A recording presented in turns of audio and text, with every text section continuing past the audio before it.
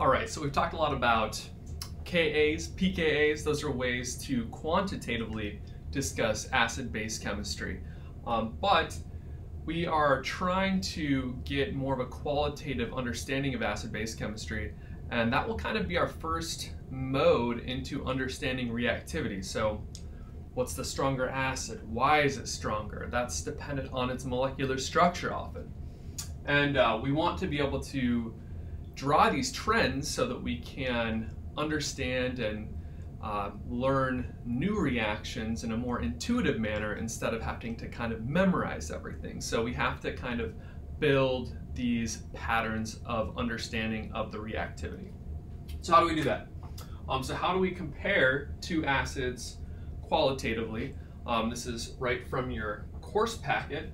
The first thing we can do is we're going to essentially compare them using these three ways. So we're going to look at the strength of the bond, HA, that is broken. So how strong is that bond right there? If it's a weaker bond,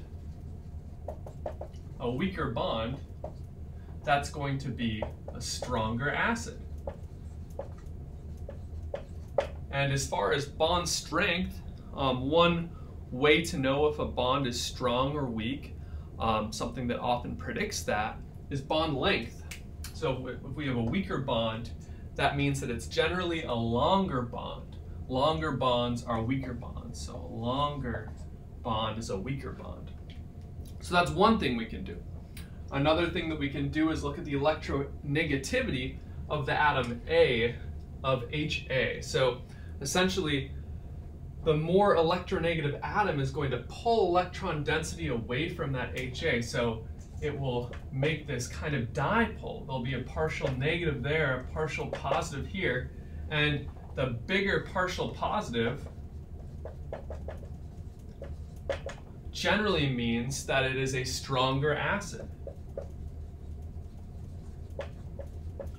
Okay, so generally if the A group is more electronegative, it's going to be a stronger acid because of that greater partial positive that is going to be attracted to the negatively charged base. So those are kind of, I'd say, the more straightforward trends. The ones that take a little bit of deep diving, I'd say, is that when we have to examine the acid and also the conjugate base for delocalization of electron density. So essentially, one thing that we're going to see over and over again, except for in one case, it's going to be a long, long time from now, one time, and it's going to be epic because it only happens once, but every other time, if something has electron delocalization, that makes it more stable.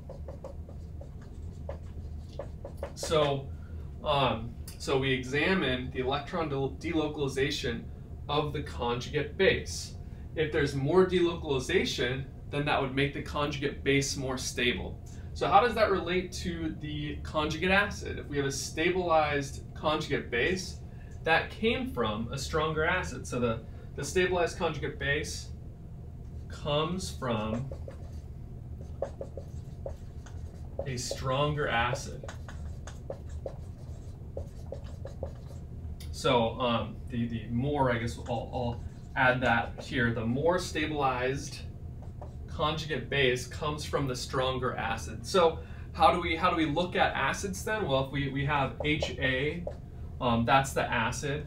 The conjugate base of that is going to be A-. So we look at the acid, we say, what's the conjugate base? Oh, it's A-.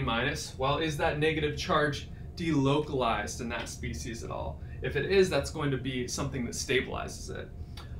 So now we're going to look at each of these factors a little bit more in depth in future videos. So stay tuned for that.